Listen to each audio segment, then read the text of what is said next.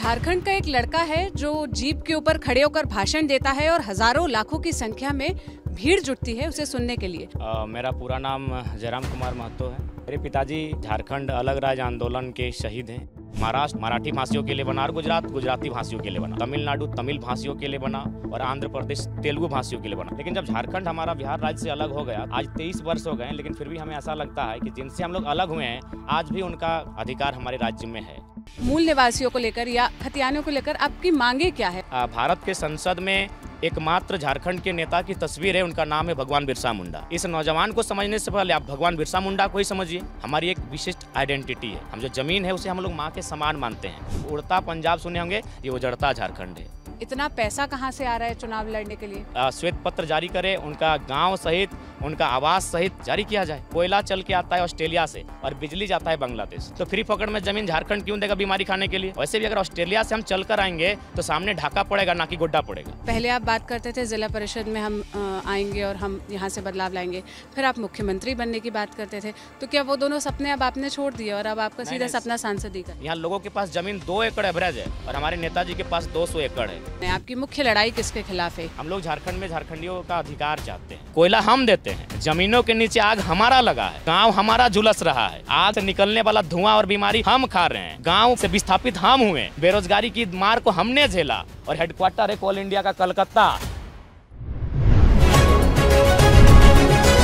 Lallan top चुनाव यात्रा powered by sunrise मसाले। खाओ खिलाओ और हिट हो जाओ।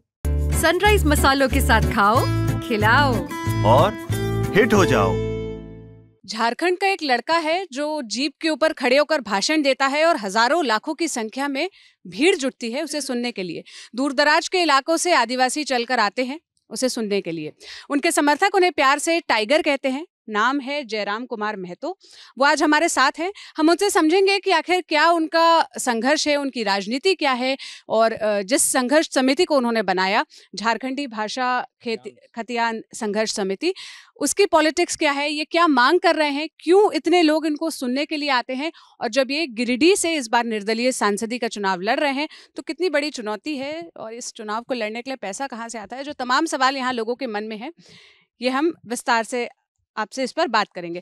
सबसे पहले तो आप अपना परिचय ही बता दीजिए। जितनी हमें जानकारी आपके बारे में मिली, आप पीएचडी कर रहे हैं, युवा छात्र नेता हैं, और जानकारी आप दे दीजिए। मेरा पूरा नाम जयराम कुमार महतो है।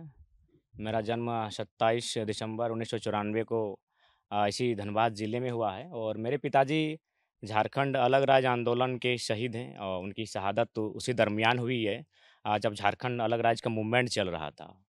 तो कुल और जब मेरे पिताजी का देहांत हुआ था उस समय मेरा जो छोटा भाई वो माँ की गर्भ में ही था। यानी बहुत ट्रेजेडी में हमारा परवरिश हुआ है, बड़ी दुखों के साये में हमारा परवरिश हुआ है और किसी का तरह अपने नाना और नानी के साये में हम अपनी पढ़ाई को हासिल किए, वहाँ से अपनी शिक्षा को हासिल की और फिलहाल जब अपने गांव वापस आए तो पिताजी की यादें थीं और जब लोगों से मिलने लगे, जुड़ने लगे तो कुछ राजनीतिक चीज़ें हमारे अंदर समावेश होने लगी।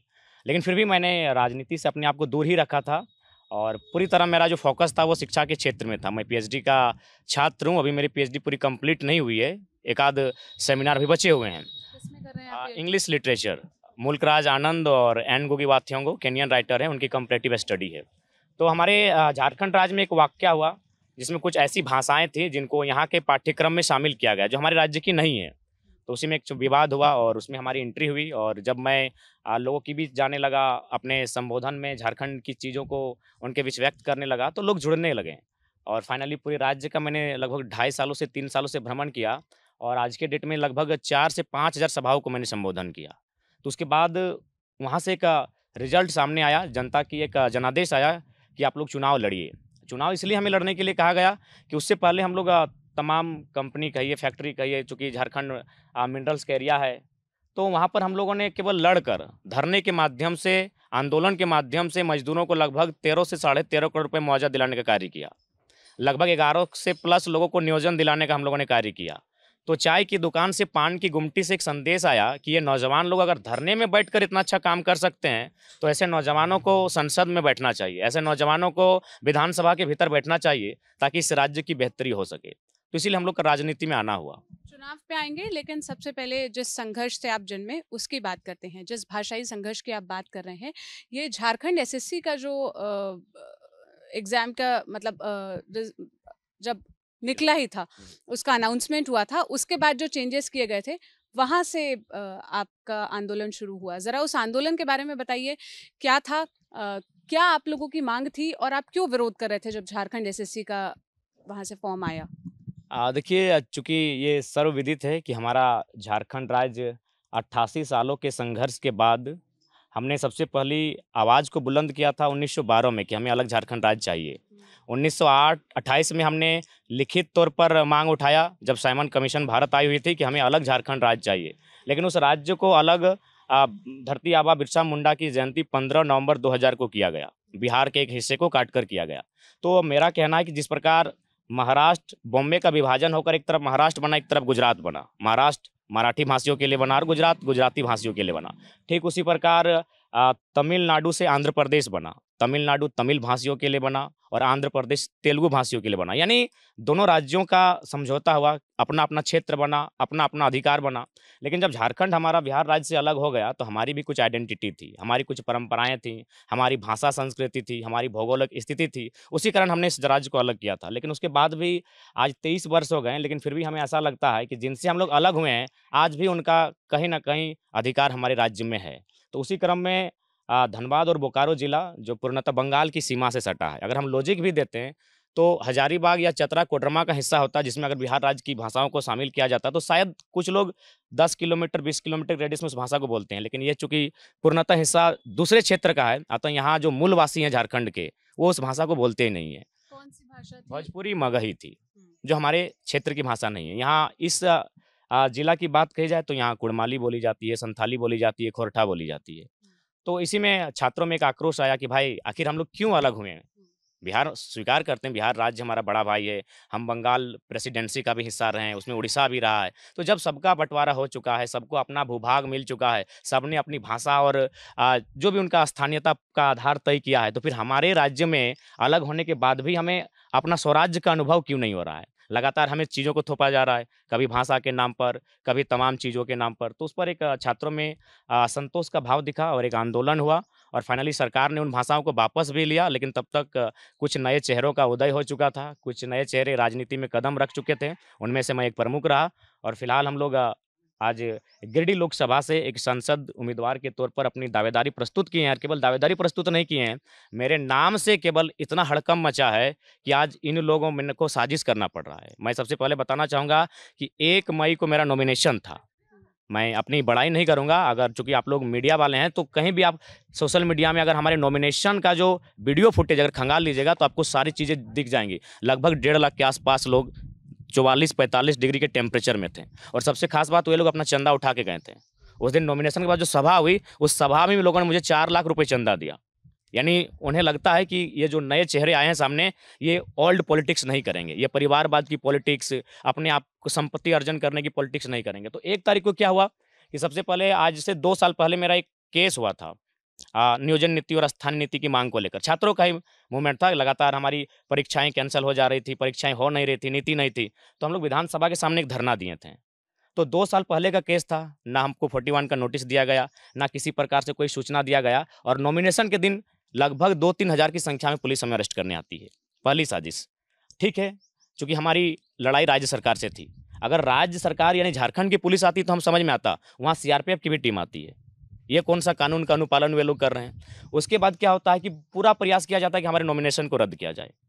कुछ पॉलिटिकल लोग लगातार ब्यूरोक्रेट्स को दबाव बनाते हैं, लेकिन खैर उन्होंने ब्यूरोक्रेट्स का धन्यवाद देंगे कि उन्होंने निष्पक्ष होकर अपना कार्य किया और मेरे नॉमिनेशन पर आँच नहीं आई। उसके बाद एक कार्ड क्या खेला गया कि चूंकि हम तो इंडिपेंडेंट कैंडिडेट हैं, मेरा नाम जयराम कुमार महतो है, तो मेरे नाम से और 4 लड़कों ने पर्चा भरा।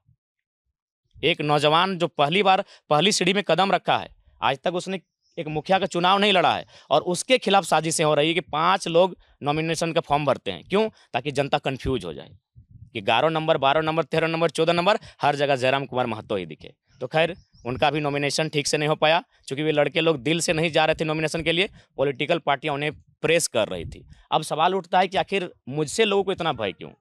तो चूंकि मैंने एक इस झारखंड राज्य में एक साफ सुथरी पॉलिटिक्स करने का संकल्प लिया है, हम लोगों ने पहला जो घोषणा किया है अपने संकल्प पत्र में कि हमारे जो सांसद जीत कर जाएंगे वो अपनी खुद की 75% सैलरी जनता को डोनेट कर देंगे। आज के दौर में जहां नेता अपने परिवार के लिए संपत्ति बनाते हैं और इस किसी से छुपा नहीं है, जनता आज हम अगर झारखंड की बात करें तो जिनके पास अगर जमीन है तो एवरेज निकाला जाए तो 2 से 3 एकड़ जमीन होगा। अगर मैं जिस गांव में बैठे हैं, ये तांतरी पंचायत का गांव है, यहाँ लोगों के पास जमीन 2 एकड़ एवरेज है और हमारे नेताजी के पास 200 एकड़ है। तो उन विचारों को मैंने चैलेंज किया कि अगर हम लोग जीतेंगे तो पहला क्या होगा कि 75% हमारी सैलरी हम लोग जनता को वापस डोनेट कर देंगे। अब जनता उसको जहाँ यूज करे। दूसरा हमने कहा कि ना पार्टी बदलने से देश नहीं बदलता है, ना नेता बदलने से देश बदलता है। देश तब बदलता है जब नेताओं का विचार बदलता है। तो हमने कहा कि आज जिस प्रकार भारत देश की परिस्थिति है, अमीरी और गरीबी में खाई है, और ये विशेषकर चूंकि भारत एक संवैधानिक देश है, यहाँ दोस्त अगर सबसे बड़ा किसी का है तो राजनेताओं का है। इसलिए मैंने दूसरा घोषणा ये किया कि मेरा जो क्षेत्र है उसके बाहर हम 1 इंच जमीन कहीं नहीं खरीदेंगे, मेरी कोई प्रॉपर्टी नहीं होगी। क्योंकि हम डीलर बनने के लिए नहीं आए हैं, हम लैंड डीलर, हम कोयला का डीलर, हम बालू का डीलर बनने नहीं आए हैं, हम झारखंड का एक लीडर बनने आए हैं जो झारखंड के अधिकार की लड़ाई लड़ेगा। तो इन सब चीज़ों से उनका हालत खराब होने लगा कि अगर ये लड़का इस टाइप से अगर पॉलिटिक्स करेगा तो हम लोग को तो कहीं रहने नहीं देगा। आपने अपनी पॉलिटिक्स तो एक्सप्लेन कर दी। आप थोड़ा सा जिस आंदोलन की आप बात कर रहे हैं या आप जिस चीज़ की बात करें कि हम झारखंड के मूल निवासियों के लिए काम करने वाले हैं, इसको जो नए लोग हैं जो पहली बार देख रहे हैं, जो झारखंड के बाहर भी ये वीडियो देख रहे हैं, ज़रा उनके लिए आप इसको विस्तार से समझाइए कि क्या है। मतलब जब झारखंड एसएससी का नोटिफिकेशन आया तो उसमें बात ये थी कि जिस क्षेत्र की जहाँ की जो भी भाषा बोली जाती है उस भाषा के जानकारों को तहरीर दी जाएगी। जैसे आप जो बता रहे हैं, ये जो धनबाद और इधर के इलाके, यहाँ पे भोजपुरी, मगही, इन भाषाओं को भी तहरीर देने की बात कही गई। बाद में जब इतना विरोध हुआ, इतना प्रेशर हुआ तो सरकार ने उसे वापस ले लिया। क्या आप भाषा को लेकर या मूल निवासियों को लेकर या खतियानियों को लेकर आपकी मांगे क्या है, आप क्या बात करते हैं? हमारी पहली मांग यही है कि झारखंड को एक बेहतर स्थानीय नीति मिले।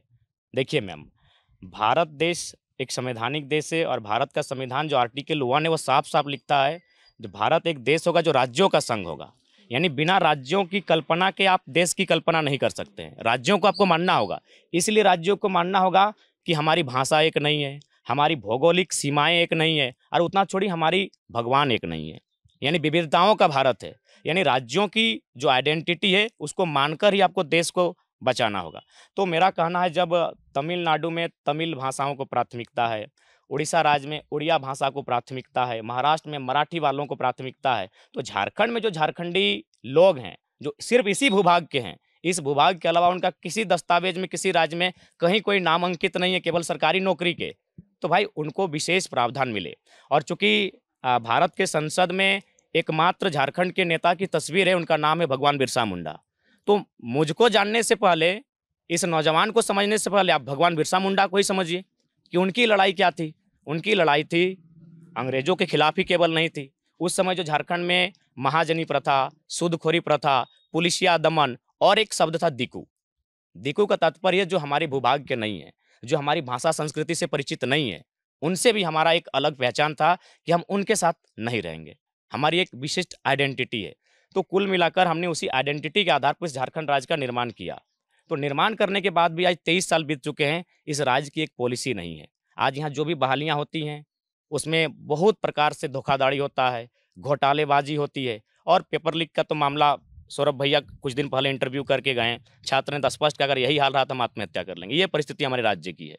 तो इसीलिए झारखंड राज्य सबसे पहला डिमांड करता है कि भाई झारखंडी कौन, इसकी पहचान हो। सिटीजनशिप इंडियन है, नागरिकता हमें भारत देता है, लेकिन स्थानीय निवासी का प्रमाण पत्र हमें केवल राज्य देता है। एक व्यक्ति 2 राज्यों में स्थानीय निवासी होने का दावा नहीं कर सकता है। लेकिन हमारे राज्य में जो पड़ोसी राज्य से आए हैं वे लोग क्या करते हैं कि हमारे यहाँ भी स्थानीय निवासी होने का दावा करते हैं, सरकारी चीज़ों का लाभ यहाँ भी लेते हैं, और जो उनका मूल राज्य है, जो हमारे पड़ोसी राज्य की सीमाओं में है, उस राज्य में भी वो लाभ लेते हैं। इसके अनंत उदाहरण है। अगर आप कभी विस्तार से हमारा इंटरव्यू लीजिएगा तो डॉक्यूमेंट्री आपको बताएंगे कि किस प्रकार एक भाई पड़ोसी राज्य में लाभ ले रहा है और उसका एक भाई इस राज्य में लाभ ले रहा है। तो ये पहली हमारी लड़ाई है कि ये पहचान हो कि भाई झारखंडी कौन है। इसी पहचान की बात झारखंड मुक्ति मोर्चा ने की थी। हेमंत सोरेन जब विधानसभा में वो प्रस्ताव लेकर आए कि जो झारखंडी मूल निवासी है उसको परिभाषित करने के लिए जो 1932 से झारखंड में रह रहे हैं वो लोग झारखंड के मूल निवासी होने का दावा कर सकते हैं या उसमें कंसिडर किए जा सकते हैं। तो आपने इस बात का भी विरोध किया था, क्यों, उसकी क्या वजह थी? एक्चुअली माननीय मुख्यमंत्री ने ये हम लोग के आंदोलन के बाद ये निर्णय लिया था। चूँकि आप लोग हमारे झारखंड आए हैं तो पहले मैं आपको सच्चाई से अवगत कराऊंगा। जब लगातार हम लोगों ने आंदोलन किया कि आखिर कब तक, क्योंकि भारतीय जनता पार्टी दिल्ली से मॉनिटरिंग होती है, कांग्रेस दिल्ली से मॉनिटरिंग होती है, झारखंड मुक्ति मोर्चा आप तो यहीं की सरकार हैं। अगर आपसे अपेक्षाएं नहीं होंगी तो किन से अपेक्षाएं होंगी? तो इसीलिए हमारे मूवमेंट के बाद सरकार बैकफुट पर आई और उन्होंने विधानसभा में प्रस्ताव लेकर आया था कि जो हमारा खतियान का आधार है वही स्थानीय नीति का आधार बनेगा। खतियान को आप एक्सप्लेन कर दीजिए, खतियान क्या हो? देखिए, खतियान यानी जमीन का दस्तावेज है, जो हमारे बाप दादा जो पूर्वजों से जिस जमीन को जोत कोड़ करने के बाद उनके नाम से जब अंग्रेज के कालखंड में जब सर्वे हुआ और उनके हाथ में एक खतियान थमाया गया जमीन के रिकॉर्ड का, तो उसे हम लोग खतियान कहते हैं। और उसी के आधार पर हमारे जो जब से ये राज्य अलग हुआ है, हमारे पूर्वज उसी को मांग करते आए हैं कि उसी के आधार पर स्थानीय नीति को तय किया जाए। देखिए, उसमें बहुत सारी चीज़ें आती हैं, जैसे लोग कहते हैं कि बहुत सारे ऐसे लोग हैं जो फिर बाद में इस राज्य में आकर रहे हैं। तो हमने ये तर्क भी दिया है कि हम लोग एक ऐसे सरल कौम के लोग हैं जो दुनिया को अपने क्षेत्र में उनका सहयोग करते हैं। तो हमने ये कहा कि अगर कोई लोग ऐसे रहते हैं तो उन पर सरकार सर्वे करे। अगर ये चीज़ या फिर वह एक श्वेत पत्र जारी करे कि इस राज्य के अलावा किसी राज्य के भूभाग में उनका किसी भी प्रकार का कोई दस्तावेज में या फिर किसी भी क्षेत्र में, किसी जिला में, यहाँ के अलावा भूभाग में उनका कहीं कोई संपत्ति, कहीं कोई अधिकार, कहीं कोई राज्य में उनका माने मूल निवासी होने का प्रमाण नहीं है। तो ये चीज़ें हमने कहा। और उसके बाद सबसे महत्वपूर्ण बात ये है कि हमारे राज्य में अभी चुनाव है, इसके लिए थोड़ा सा हम लोग को स्टिंग ऑपरेशन करना होगा। लाखों की संख्या में ऐसे भी लोग हैं जो इस राज्य में भी वोट करते हैं और फिर अपने राज्य में भी जाके वोट करते हैं, और ये भी असंवैधानिक है। तो इसलिए आज अगर झारखंड के लोग लगातार डोमिनेट किए जा रहे हैं, चूँकि देखिए झारखंड में 1908 में एक सीएनटी कानून बना था, उसको भी थोड़ा इसलिए चर्चा में लाएंगे क्योंकि जब 1900 हाँ, सीएनटी का फुल फॉर्म होता है छोटा नागपुर टेनेंसी एक्ट। ये 1908 में बना था। क्यों बना था उस पर थोड़ा बात कर लेते हैं। जब अंग्रेजों का ईस्ट इंडिया कंपनी के माध्यम से बंगाल से पूर्व भारत में और पूर्वोत्तर भारत में एंट्री होना आगाज हुआ 1957 में बैटल ऑफ प्लासी, 1757 में बैटल ऑफ प्लासी, 1764 में बैटल ऑफ बक्सर। उसके बाद वो झारखंड के भूभाग में आते हैं 1767 में, 1769 में। यही ढालभूम मानभूम जो धनबाद का हिस्सा है, इसे मानभूम कहा जाता था। तो हमारे पूर्वज उनका जोरदार विरोध करते हैं। इसलिए विरोध करते हैं क्योंकि हमारे जो लोग हैं उनके लिए जो ज़मीन है वो माँ के समान है। हम जो ज़मीन है उसे हम लोग माँ के समान मानते हैं, और हम लोग यह कह के विरोध करते हैं कि ये ज़मीनें हमारे पूर्वजों ने पहाड़ काट कर बनाया है। इसे कहीं खुदकट्टी कहा जाता है, कहीं कोड़कर कहा जाता है, कहीं काढ़ा कहा जाता है। यानी जिस गांव में भी आप बैठे हैं, ये गांव इस तरह नहीं था। ये देखिए चारों तरफ पहाड़ है, आप जहां बैठे हैं चारों तरफ ही पहाड़ है। यानी इस भूभाग को हमारे पूर्वजों ने साफ किया, इसे काटा और फिर से इसे रहने लायक, खेती करने लायक बनाया। तो जब अंग्रेज आने लगे और लगातार अंग्रेजों का हमने विरोध किया कि ज़मीन किसी भी हाल में नहीं देंगे, हमारा माना ज़मीन है, इस पर हम किसी प्रकार से आपको खजाना नहीं देंगे। और लगातार अंग्रेजों से युद्ध होने लगा। उनके पास आधुनिक हथियार थे, नो डाउट हमारा कत्लेआम होने लगा, बहुत भारी मात्रा में होने लगा। और लगभग 125 से 150 आंदोलन केवल झारखंड से हुआ, जिनमें प्रमुख चुहाड़ आंदोलन, तमाड़ आंदोलन, मुंडा आंदोलन, संथाल आंदोलन, इस तरह करके लगभग 150 आंदोलन हुए, भूमिज आंदोलन, कोल आंदोलन। तो उन आंदोलन के बाद अंग्रेज भले बुरे थे, लेकिन उनमें एक सॉफ्ट कॉर्नर भी था। उन्होंने इस बात का चर्चा किया कि जब पूरा देश हमारी अधीनता को स्वीकार कर रहा है तो आखिर झारखंडियों का कारण क्या है कि जो हमारी अधीनता को स्वीकार नहीं करना चाहते हैं। तब 20 साल का एक रिपोर्ट जाता है और वो उन्होंने रिपोर्ट दिया कि झारखंड के लोग जो हैं वो बहुत सरल लोग हैं, बहुत भोले भाले लोग हैं, ये ज़मीन को माँ समान मानते हैं। तब उन्होंने कहा कि ठीक है, कभी भविष्य में कोई इन लोगों को, भोले भाले लोगों को इनके ज़मीनों से बेदखल ना करे। इसीलिए उन्होंने सीएनटी कानून बनाया कि इनकी जो ज़मीन है वो खरीद बिक्री नहीं हो पाएगी। अगर खरीद बिक्री होगी तो उपायुक्त की उपस्थिति में होगी, जिसे हम लोग डीसी कहते हैं। उनकी उपस्थिति में होगी, उनकी मर्जी से होगी। और चूंकि ये लोग ज़मीन को ही सब कुछ मानते हैं, अतः इनकी ज़मीन से बेदखली ना हो। लेकिन आज उसी के आधार पर जब हमारा ये जमीन को जो खरीद पाएगा उसको भी आदिवासी होना, हाँ बिल्कुल, उसमें हाँ कैटेगरी जो आपका है, जैसे अगर कोई एसटी है तो एसटी का जमीन एसटी खरीदेगा और उसके थाना क्षेत्र का खरीदेगा। अगर कोई ओबीसी है तो ओबीसी का जमीन ओबीसी खरीदेगा, लेकिन जिला क्षेत्र में खरीदेगा। इस प्रकार के प्रावधान बनाए गए ताकि इनकी ज़मीनों को सुरक्षित रखा जाए। लेकिन आज परिस्थितियाँ क्या है, आज तमाम उद्योग आने लगे हैं। आज उद्योगों के माध्यम से झारखंड की में स्थापना होने लगी और धीरे धीरे आज झारखंड उजड़ने लगा। इसलिए किताब भी लेकर आए हैं, चूँकि द ललन टॉप में बैठने वाले लोग साहित्यिक होते हैं, एकेडमिक लोग होते हैं। हम लोगों ने भी आपको रिसर्च किया है, आपको सुनते हैं तो एकेडमिक लोगों के बीच एक पुस्तिका लेके आए। इसमें स्पष्ट लिखा है, उड़ता पंजाब सुने होंगे, ये उजड़ता झारखंड है, कि लगातार यहाँ झारखंड को उजाड़ा जा रहा है। कुछ मैं उदाहरण देना चाहूँगा, चूँकि आखिर संसद का चुनाव हम लोग क्यों लड़ रहे हैं, इस पर भी एक सवाल आया। चूँकि हम लोग तो हमारा तो निर्णय था कि हम लोग राज्य में सरकार बनाएंगे। लेकिन पहले इस संसद के चुनाव पे आने से पहले जो बात यहाँ की विधानसभा से पास हुई कि झारखंड के मूल निवासियों को, उसको बाद में जाके हाईकोर्ट ने रद्द कर दिया, असंवैधानिक बताया हाईकोर्ट ने। तो अब आप लोग की क्या मांग है, अब आप लोग के क्या संघर्ष है उसे लेकर? यही तो हमारा दुर्भाग्य है।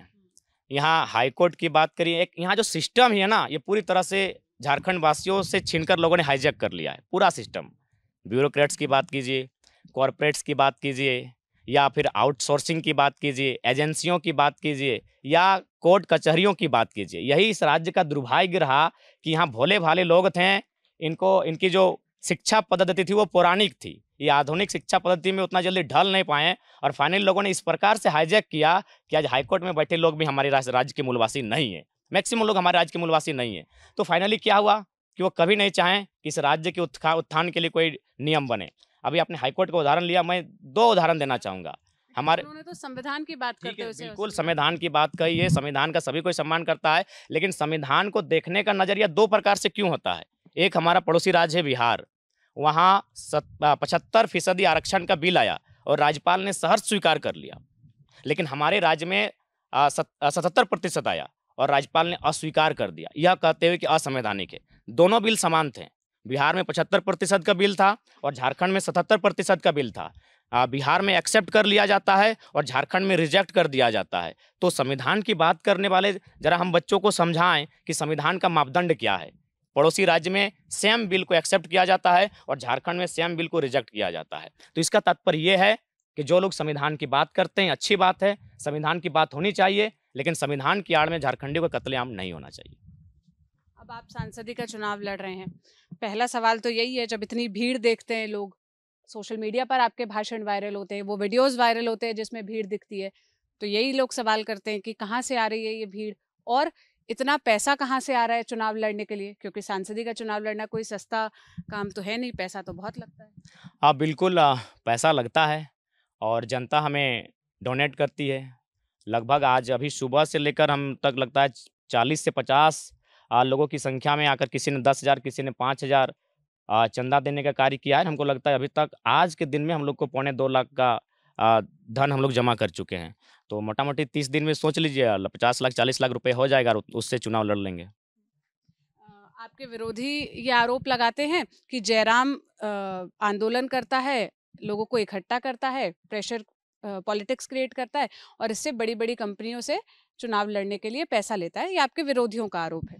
देखिए, सबसे पहली बात है कि इसीलिए विरोधी आरोप लगाते हैं क्योंकि ये काम उनका है, उनका ही ये काम है। इसीलिए आज झारखंड उन्नति नहीं कर पाया है कि यहाँ जितने भी कंपनियाँ आती हैं उन कंपनियों में यहाँ के विधायक सांसद रंगदारी लेते हैं, जिस कारण क्या होता है कि वो कंपनियाँ रोजगार सृजन कम करती है और इनको चंदा देकर ही भुना लेती है मौके को। तो ये आरोप वे लोग इसलिए लगा रहे हैं कि अगर हम संसद बन के चले जाएंगे तो उन तमाम कंपनियों को संसद के कटघरे में लाके खड़ा कर देंगे जो कंपनियां गलत तरीके से यहाँ स्थापित हैं और गलत तरीके से यहाँ कार्य कर रही है। उदाहरण के आप जितनी कंपनियों की बात करें उतना छोड़िए, अभी हम नामी कंपनियों का नाम गिनाते हैं। BSL दुनिया में मशहूर है, दुनिया में उसको जाना जाता है, लेकिन ज़मीन किन की है? ज़मीन झारखंड वासियों की है। ज़मीन कितनी है? शायद 32 की 33,000 एकड़ ज़मीन है। लेकिन एक सवाल नियम ये भी है कि अगर आप उद्योग बनाने के लिए ज़मीन लेते हैं, किसी उद्योग की स्थापना के लिए अगर आप ज़मीन लेते हैं और उसमें अगर आप उद्योग की स्थापना नहीं कर पाते हैं तो आपको खाली स्थान रखने का कोई अधिकार नहीं है, उसको रैयत को वापस करना चाहिए। आप बोकारो घूम के चले आइए, बगल में बोकारो हैं, वे लोग क्या करते हैं, ज़मीनें हमसे लेते हैं और 4 गुना लेते हैं, जितना ज़रूरत होती है उद्योग की उससे 4 गुना ज़मीनें लेते हैं और उसके बाद क्या करते हैं, ज़मीनें रियल एस्टेट को बेचते हैं, उन ज़मीनों पर अतिक्रमणकारियों को लाके बसाते हैं, माफियाओं को लाके बसाते हैं। ये परिस्थिति हमारे राज्य की है। इसलिए आज मैं आपके बीच एक पुस्तिका लेकर आया हूं, क्योंकि लोग जब सुनते हैं कि झारखंड राज्य अलग हुआ है तो शायद उनको समझ में नहीं आता है, क्योंकि और भी राज्य अलग हुए हैं, लेकिन और राज्य जिस प्रकार से अलग हुए हैं हमारा राज्य उस प्रकार से अलग नहीं हुआ है। ये इसका नाम ही है शोषण, संघर्ष और शहादत। यानी अनगिनत हमारा शहादत लिया गया इस मिट्टी में, हमारा लहू बहा है, तब जाकर इस मिट्टी को हम लोगों ने स्वतंत्र किया है या फिर अलग राज्य बनाने में अपना भूमिका का निर्वहन किया है। तो इसलिए आज मेरा मानना है कि पूरे देश को, अगर झारखंड को वो जानना चाहते हैं, झारखंड को समझना चाहते हैं, तो शायद दिल्ली में बैठकर झारखंड को नहीं समझा जा सकता है। आपको झारखंड को समझने के लिए झारखंड आना होगा। मैं कुछ उदाहरण दूंगा कि किस प्रकार यहाँ के साथ अमानवीयता का व्यवहार किया जाता है। जादूगोड़ा में एक यूरेनियम का खनन किया जाता है। इसी उजड़ते झारखंड, इसी किताब की रिपोर्ट कहती है कि उसमें से 7 गांव ऐसे हैं उस आसपास के जहां 47% महिलाएं मां नहीं बन पाती हैं, फिर भी खनन का कार्य जारी है। यानी विकास के नाम पर किस प्रकार हमारा बलि लिया जा रहा है, इससे भारत देश परिचित नहीं हो पाया है। इसीलिए हम संसद में जाना चाहते हैं, ताकि झारखंड की जो चीख और पीड़ा है वो संसद में बयां कर सके। 47% महिलाएं मां नहीं बन पाती हैं। एक स्त्री हैं, उनके 6 बच्चे मरे हुए पैदा हुए उस यूरेनियम के रेडिएशन के कारण। लेकिन ये देश का विषय नहीं है, क्योंकि हमारे जो मुद्दे हैं, हम मर क्यों ना जाएं, वो देश स्तर पर कभी जगह नहीं बना पाता है। यहाँ सीमा हैदर चली आती है तो नेशनल न्यूज बन जाता है, लेकिन हमारे कत्लेआम को कभी नेशनल माने विचार विमर्श में जगह ही नहीं मिल पाता है। और एक उदाहरण आपको देंगे, आपका माननीय अडानी साहब यहाँ पावर प्लांट लगाए हैं बिजली का गोड्डा में। यह भी काफ़ी प्रसिद्ध है भारत देश में। वहाँ क्या है, कोयला आता है ऑस्ट्रेलिया से। लॉजिक को समझिएगा, कोयला आता है ऑस्ट्रेलिया से, जमीन लिया गया झारखंड, क्योंकि अभी आज के डेट में सबको मालूम है कि अगर सस्ता सुविधा कहीं जमीन आपको ले सकते हैं डरा धमका के, तो झारखंड है। क्योंकि आदिवासी मूलवासी लोग बड़ी सरल होते हैं, इनको डरा धमका के ले सकते हैं। जमीन लिया जाता है झारखंड में, कोयला चल के आता है ऑस्ट्रेलिया से, और बिजली जाता है बांग्लादेश। तो हम सिंपल सा सवाल करेंगे, अगर बिजली बांग्लादेश को ही बेचना था और कोयला ऑस्ट्रेलिया से ही लाना था, तो फ्री पकड़ में जमीन झारखंड क्यों देगा बीमारी खाने के लिए? आप ढाका में ही जमीन लेते हैं। वैसे भी अगर ऑस्ट्रेलिया से हम चलकर आएंगे तो सामने ढाका पड़ेगा, ना कि गोड्डा पड़ेगा। तो ऑस्ट्रेलिया का कोयला आप ढाका में रखते हैं, ढाका की जमीन लेते हैं और बिजली बना के उनको बेच दे। 100% बिजली बांग्लादेश को बेचा गया है और जमीन झारखंड की। और उस दिन के बाद से वहाँ के तापमान में भी वृद्धि हुआ है, वहाँ के पर्यावरण में भी डिस्टर्बेंस हुआ है। तो देखिए किस प्रकार से हमारे साथ अमानवीय माने व्यवस्थाएं। गोड्डा से जो सांसद है वो ये दावा करते हैं कि 85% वहाँ जो नौकरियां मिली है वो गोड्डा के लोगों को मिली है। तो उनको बोलिए एक श्वेत पत्र जारी करे, उनका गांव सहित, उनका आवास सहित जारी किया जाए। ये किस काम की नौकरी भाई? और एक उदाहरण यूरेनियम का ही देते हैं। यूरेनियम का खनन करके उसको फिल्टर करने के लिए हैदराबाद लेके जाया जाता है, और हैदराबाद में उसको फिल्टर किया जाता है, और फिल्टर करने के बाद जो क्वालिटी वाला यूरेनियम बचता है उसको प्रयोगशाला में लेके जाया जाता है, और जो कचरा बचता है उसको फिर झारखंड में लाके डिपोट किया जाता है। तो इसका मतलब ये हुआ कि आपने बम्बई के बाजार से 1 दर्जन केला खरीदा, उस केले को आपने खाया दिल्ली में, और फिर छिलका आप बम्बई में फेंक के आ रहे हैं। ये हंसी मजाक का विषय नहीं है कि आप यूरेनियम जो फिल्टर किए और जो बेहतर यूरेनियम क्वालिटी वाला बचा उसको आप प्रयोगशाला में हैदराबाद में रख लिए, और फिर कचरा यानी जो बीमारी जहां से होगा फिर आप झारखंड डिपोट करने चले आते हैं। तो ये व्यवस्थाएं हैं झारखंड में। लेकिन चूंकि नेशनल में हमारे व्यवस्थाओं में जो देश की हैं, वहाँ हमारी चीज़ों को, हमारी पीड़ाओं को, हमारी समस्याओं को स्थान नहीं मिल पाता है। इसलिए आज सबसे पहले द ललन टॉप का बहुत बहुत धन्यवाद कि आज आप आकर हमारी पीड़ाओं से अवगत हो रहे हैं, और हम इसीलिए भी जाना चाहते हैं कि हमारी पीड़ाओं से पूरा देश अवगत है। आप संसद तक जाने की बात कर रहे हैं, लेकिन पहले आप बात करते थे जिला परिषद में हम आएंगे और हम यहाँ से बदलाव लाएंगे, फिर आप मुख्यमंत्री बनने की बात करते थे। तो क्या वो दोनों सपने अब आपने छोड़ दिए और अब आपका सीधा सपना सांसदी का? एक्चुअली हम जनता को अपने आप को सौंप चुके हैं और जनता के बताए रास्ते पर चलते हैं। जब जिला परिषद की बात आई थी तो उस पर भी हमारा पीएचडी का स्टार्टिंग टाइम था, और हमारे कुछ साथियों ने कहा कि दोनों साथ में हो जाएगा, ऐसे भी जिला परिषद का क्षेत्र बड़ा नहीं होता है, हम लोग आपको चंदा देते हैं। उन्होंने बैनर पोस्टर बनवाया था, उसी बीच मूवमेंट हो जाता है और ये राज्य में एक हाइप बन जाता है कि नेक्स्ट सीएम जयराम महतो। ये लोगों की भावना, मैंने कभी अपने मुंह से कभी नहीं कहा, लोगों की भावना बनती है नेक्स्ट सीएम जयराम महतो, एक पढ़ा लिखा नौजवान है और तार्किक है, आइडियोलॉजी बेहतर है। तो ये जनता के बीच से मैसेज आता है। उसके बाद जब हम लोग 2 साल पूरे झारखंड का भ्रमण करते हैं, और जो हमारी सबसे बड़ी समस्या, चूंकि बाकायदा एक नक्सलवादी का भी इंटरव्यू लिया गया था एक नेशनल चैनल में, उन्होंने भी कहा कि अगर झारखंड की समस्याओं का समाधान करना है तो जमीन विवाद की समस्याओं का समाधान कीजिए। क्योंकि झारखंड का मतलब ये, जिस प्रकार बंगाल का एक नारा था माय माटी मानुष, झारखंड का नारा है जल जमीन जंगल। तो आप अगर जमीन की समस्याओं का निपटारा कर देते हैं तो झारखंड की आधी समस्याएं समाप्त हो जाएगी। ये मेरा नहीं, एक नक्सली का इंटरव्यू था। क्यों था? क्योंकि आज अगर झारखंड में अगर बदहाली है तो उसका मैक्सिमम रीजन है कि हमारी जमीनों को लोग जबरन अधिग्रहण कर रहे हैं, चाहे कंपनियां रहें, कॉरपोरेट रहें, या तमाम जो प्रदेश से आए हुए लोग। क्योंकि सीएनटी जमीन है। सीएनटी जमीन जब थाना से बाहर आदिवासी लोग नहीं ले सकते हैं तो फिर गैर राज्यों के लोग कैसे ले रहे हैं? तो ये संविधान, जबकि संविधान की अनुसूची 9 में शामिल है, हमारे सीएनटी के 3 अध्याय जिनमें जमीन खरीद बिक्री का वो अनुसूची 9 में शामिल है, उसके बाद भी उल्लंघन होता है। और उल्लंघन ही नहीं होता है, रांची में ये रिकॉर्ड कहती है कि 4000 लोगों की हत्याएं केवल जमीन विवाद में हुआ है। तो इसीलिए अगर हम लोग सदन में जाएंगे तो सबसे पहले अपने राज्य के लिए और साथ साथ देश के लिए भी कि जमीन संबंधित एक बेहतर कानून बने। क्योंकि आज बिल गेट्स ने भी दुनिया को बता दिया है कि नौकरी चाकरी व्यवसाय से बड़ा जमीन ही आपका संपत्ति है। जमीन हजारों साल से आपके पास है और जब तक दुनिया में कोई ऐसा भूचाल नहीं आएगा तब तक ये जमीन नाम की प्रॉपर्टी आपके पास रहेगी। नौकरी अगर पिताजी के पास है तो पिताजी गारंटी नहीं लेंगे कि बेटे को नौकरी दिला पाएंगे, या फिर कोई पिताजी अगर बिजनेस में सक्सेसफुल हुआ है तो गारंटी नहीं लगा कि उसका बेटा भी बिजनेस में सक्सेसफुल होगा। लेकिन चासा जो खेती करने वाले किसान है उसको पूर्ण विश्वास है कि उसका बेटा खेती करके अपना कम से कम भरण पोषण कर लेगा। और चूंकि मैं जिस समुदाय से हूँ, हम लोग खेतीहर समुदाय हैं, अतः मेरा भी मानना है कि आज भारत को अगर वास्तव में सुधार करना है तो यहाँ के लोगों की संपत्ति को बचा के रखना होगा।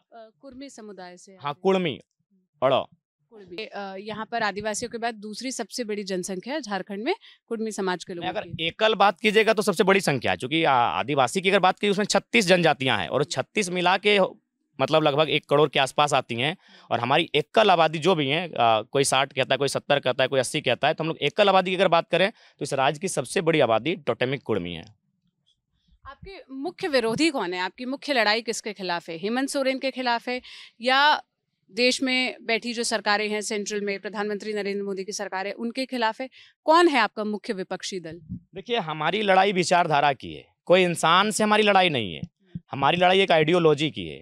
हम लोग झारखंड में झारखंडियों का अधिकार चाहते हैं। हम चाहते हैं कि हमारी ज़मीनों को हमसे बिना मर्जी के, हमारे बिना हस्ताक्षर के, बिना ग्राम सभा के, बिना आम सभा के किसी प्रकार का अधिग्रहण ना हो। यहीं बगल में बड़का गांव है हजारीबाग जिला, वहाँ लोग 2 साल से धरना में बैठे हैं।